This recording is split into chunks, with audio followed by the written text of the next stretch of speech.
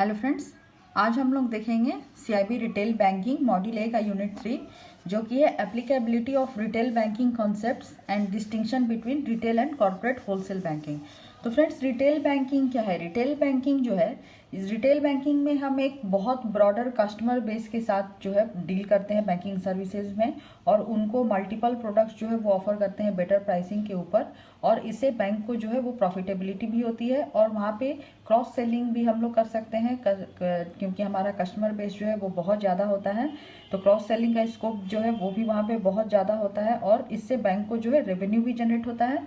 Asset part of side में अगर हम लोग देखें तो वहाँ पे जो अब हम रिटेल लेंडिंग करते हैं तो कस्टमर का जो बेस होता है काफ़ी बड़ा होने की वजह से जो रिस्क का स्प्रेड है वो भी काफ़ी ज़्यादा हो जाता है, जिसकी वजह से बैंकों को जो रिस्क फैक्टर है वो कम होता है। तो इन द होल हम लोग देखते हैं कि बैंकिंग सेक्टर में रिटेल बैंकिंग का एक बहुत ही इंपॉर्टेंट रोल होता है, तो वही हम लोग इस चैप्टर में देखेंगे। तो सबसे पहले applicability of retail banking concept में जो इम्प्लीमेंटेशन मॉडल है वो क्या है?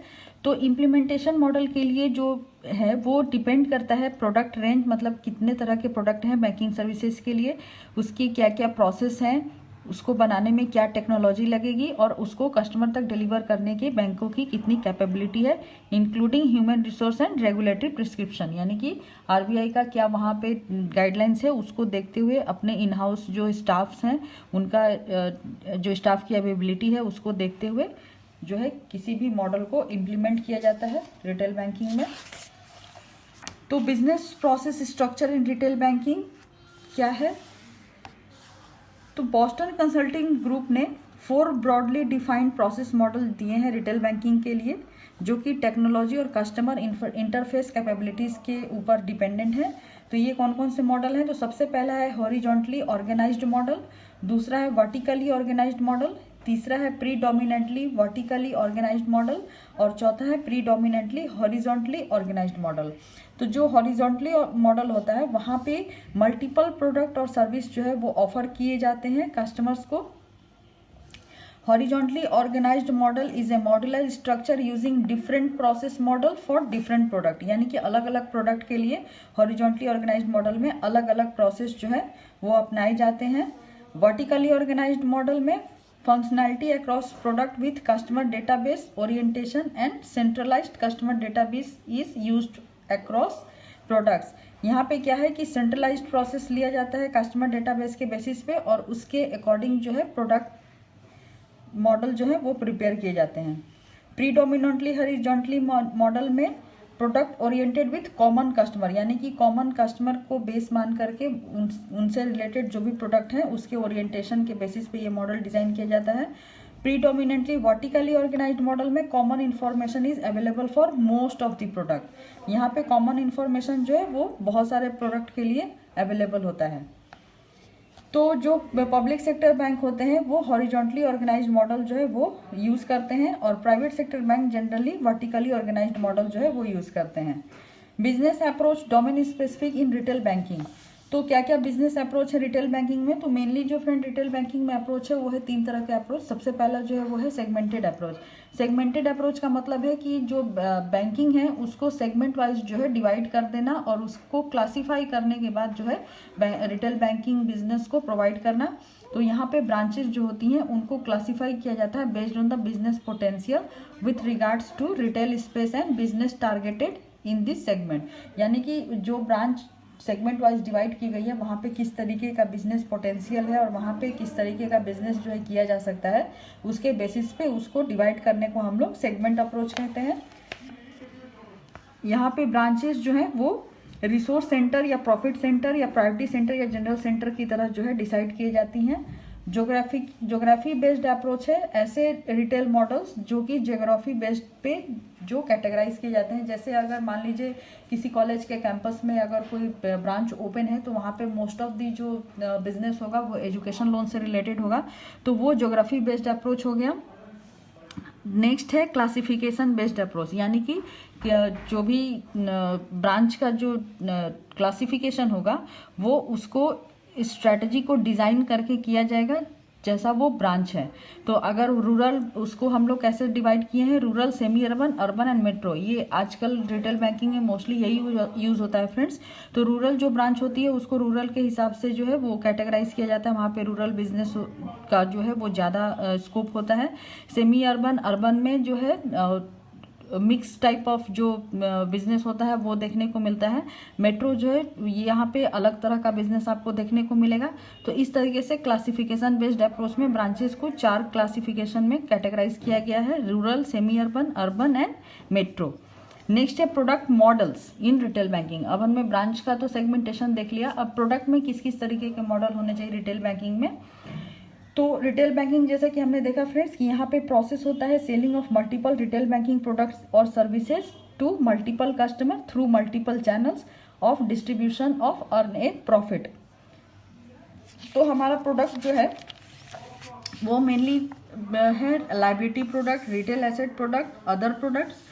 लाइबिलिटी प्रोडक्ट में 3 तरह के प्रोडक्ट होते हैं, saving account, current account, term deposit account, जिसमें वैल्यू एडेड सर्विसेज हम लोग प्रोवाइड करते हैं, जैसे चेकबुक हो गया, एटीएम हो गया, क्रेडिट कार्ड हो गया, इंटरनेट बैंकिंग हो गया, मोबाइल बैंकिंग हो गया, ग्रुप लाइफ पॉलिसीज हो गया, ग्रुप हेल्थ पॉलिसी हो गया।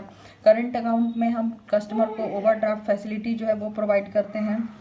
कुछ बैंक जो है एटीएम कार्ड के साथ एक्सीडेंटल लाइफ कवर भी देती है, टर्म डिपॉजिट में भी एक्सीडेंटल लाइफ कवरेज देती है, और ग्रुप लाइफ कवर और हेल्थ लाइफ कवर जो है वो डिमांड डिपॉजिट के साथ बैंक जो है वो ऑफर करती है। नेक्स्ट है retail asset product. Retail asset product में क्या है कि ये मेनली डिपेंड करता है product price, process and delivery innovations के ऊपर, जिसमें कि हम लोग housing loan, consumer durable loan, car loan, credit card, personal loan, loan against securities, loan for traders जो है वो बोरोवर को ऑफर करती है रिटेल बैंकिंग के थ्रू। फिर है other product services. Other product services में क्या क्या आएगा, अदर प्रोडक्ट सर्विसेज में हो गया जैसे हमारा क्रेडिट कार्ड हो गया, डेबिट कार्ड हो गया, ATM, mobile banking, internet banking, demat accounts, third party product जैसे life and non life policies, mutual fund, sale of gold coin, bill payment services, multi city cheques, payment gateway, rail air ticket bookings के लिए, wealth management services. तो ये सारी जो है ये other services में आती हैं रिटेल बैंकिंग के। नेक्स्ट जो टॉपिक है वो है product development in retail banking, यानी कि प्रोडक्ट को किस तरीके से डेवलप किया जाए रिटेल बैंकिंग में। जैसा कि हमें पता है फ्रेंड्स कि रिटेल बैंकिंग में क्या है कि प्रोडक्ट बेस, कस्टमर बेस जो है वो काफ़ी बड़ा होता है, और हम जो बैंक्स होती हैं वो कस्टमर के नीड और रिक्वायरमेंट के अकॉर्डिंग जो है अपने प्रोडक्ट को इवॉल्व करती हैं, डेवलप करती हैं। तो इसको डेवलप करने का जो अप्रोच लिया जाता है बैंकों में, सबसे पहला तो होता है इन हाउस डेवलपमेंट, जो कि इंडिपेंडेंटली डेवलप करता है products based on research and market dynamics. फिर नेक्स्ट जो है वो है most common model is simply following the instruction of the top management, यानी टॉप मैनेजमेंट जिस तरीके से डिसाइड करेगी कोई भी प्रोडक्ट जो है वो बनाने के लिए या ऑफर करने के लिए, ये इसमें कोई भी रिसर्च या एनालिसिस जो है उसका पार्टिसिपेशन नहीं होता है। नेक्स्ट है process model for product and services. Product model के बाद प्रोसेस मॉडल। तो प्रोसेस मॉडल क्या है, इसमें भी 3 डायमेंशन होते हैं। सबसे पहला हो गया in house resources, some products process in house and some product outsourcing, and third approach is outsourcing of entire process, यानी कि बैंकिंग में जो प्रोडक्ट सर्विसेज हम लोग प्रोसेस करेंगे, एक तो पहले इन हाउस होगा, दूसरा mix of in house and outsourcing होगा, और तीसरा आउटसोर्सिंग ऑफ इंटायर प्रोसेस। तो the common form of process model is centralised retail asset processing centre. जो अभी बैंकों में जो नॉर्मल प्रोसेस मॉडल जो अडॉप्ट किया गया है वो है centralised retail asset processing centre का, जहाँ पे कि रिटेल लोन जो होते हैं वो ब्रांच जो है वो सोर्स करती है रिटेल लोन, और जो मार्केटिंग टीम है उसको प्रोसेस करती है सिंगल पॉइंट, जो कि हमारा आरएसीपीसी बोलते हैं जिसको। दूसरा मॉडल है centralised processing for some asset product जैसे हाउसिंग लोन, और रीजनल प्रोसेसिंग सेंटर और stand alone processing at branches. कुछ जगह में रीजनल ऑफिस में प्रोसेसिंग होता है, कुछ क्रेडिट प्रोफाइल जो होता है, क्रेडिट प्रपोजल जो होता है, और कुछ जगहों पे ये ब्रांच में प्रोसेस किया जाता है, जिसको कि हम लोग स्टैंड अलोन प्रोसेसिंग बोलते हैं। और सेंट्रलाइज्ड प्रोसेसिंग जो हो गया जो आरएसीपीसी के थ्रू होगा, और रीजनल प्रोसेसिंग हो गया जो रीजनल ऑफिस के थ्रू होगा। तो ये स्पेसिफिक क्लस्टर या geography of branches and process one और मोर टाइप ऑफ लोन। तो ये जो सेंट्रलाइज्ड प्रोसेसिंग है, यहाँ पे तो एक तरह के लोन जो है सिंगल पॉइंट पे प्रोसेस किए जाते हैं। रीजनल ऑफिस और स्टैंड अलोन जो ब्रांच लेवल पे प्रोसेसिंग होता है, वहाँ पे किसी स्पेसिफिक क्लस्टर या ब्रांच का जिस एरिया में, जिस तरीके के ज्योग्राफिकल एरिया में ब्रांच है, उससे रिलेटेड जो भी टाइप्स ऑफ लोन होते हैं वो वहाँ पे प्रोसेस किए जाते हैं।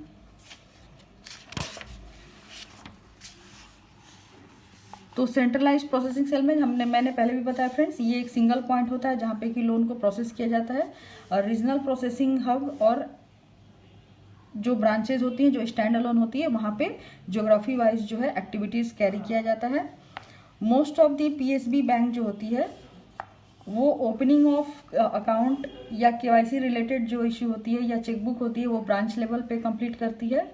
ये जो था फ्रेंड, ये एसेट पार्ट के लिए प्रोसेसिंग सेल था। ये जो है ये लाइबिलिटी पार्ट के लिए। तो लाइबिलिटी पार्ट में क्या होता है कि ओपनिंग ऑफ अकाउंट जो होता है, नॉर्मली केवाईसी कॉम्प्लायंस वगैरह जो है वो ब्रांच लेवल पे होता है, issue of chequebook branch level पे होता है, लेकिन एटीएम कार्ड और डेबिट कार्ड जो है ये सेंट्रली इशू किया जाता है कस्टमर्स को।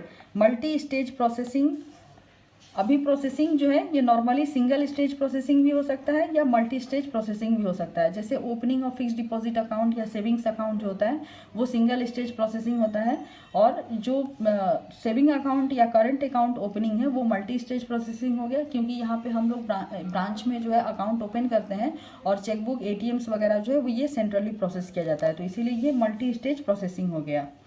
फिर है pricing of product and services. जो बैंकिंग सर्विसेज, रिटेल बैंकिंग में जो प्रोडक्ट और सर्विसेज जो है कस्टमर्स को ऑफर किए जाते हैं, तो उसका जो प्राइसिंग है वो मेनली किस किस पैरामीटर्स के ऊपर डिसाइड किया जाता है। तो market dynamics, risk perception, return expectation, tenure या duration, resources position, asset liability management position and customer profile. तो इन सारे चीज़ों को जो है ध्यान में रखते हुए किसी भी प्रोडक्ट या सर्विसेज की जो प्राइसिंग है, जो सर्विस चार्जेस है या रेट ऑफ इंटरेस्ट जो है वो इसके बेसिस पे डिसाइड किया जाता है। कुछ चीज़ों में जैसे आरबीआई जो है, आरबीआई की गाइडलाइंस भी हैं, वो भी प्राइसिंग को इफेक्ट करती हैं, क्योंकि आरबीआई ने एक बेंचमार्क लेंडिंग रेट बना रखा है कि कोई भी बैंक जो है अपना जो लाइबिलिटी प्रोडक्ट या एसेट प्रोडक्ट है उस बेंचमार्क के नीचे या उससे ज़्यादा के ऊपर उसको ऑफर नहीं कर सकती है। एसेट प्रोडक्ट के लिए भी आरबीआई ने बेंचमार्क बना रखा है, डिपॉजिट प्रोडक्ट के लिए भी आरबीआई ने बेंचमार्क बना रखा है, जो कि बैंकों को फॉलो करना होता है। तो इस तरह से जो प्राइसिंग है वो रेगुलेटरी अथॉरिटी के बेसिस पे भी अफेक्टेड होती है। फिर है technology models in retail banking, यानी कि रिटेल बैंकिंग में हम लोग क्या क्या टेक्नोलॉजी मॉडल्स जो है वो यूज़ करते हैं। तो सबसे पहला जो है वो इन हाउस मॉडल हो गया, फिर दूसरा हो गया आउटसोर्स मॉडल, और तीसरा हो गया partially in house and partially outsource model.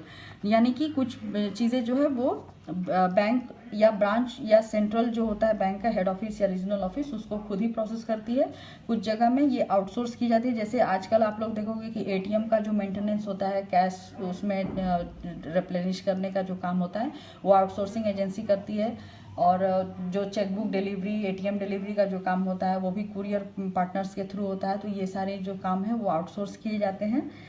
और कुछ काम जो होता है वो इन हाउस होता है, जैसे अकाउंट ओपन करना, फिक्स डिपॉजिट ओपन करना, एफडी सर्टिफिकेट इशू करना, चेकबुक इशू करना, तो ये सारा जो है इन हाउस मॉडल में आता है।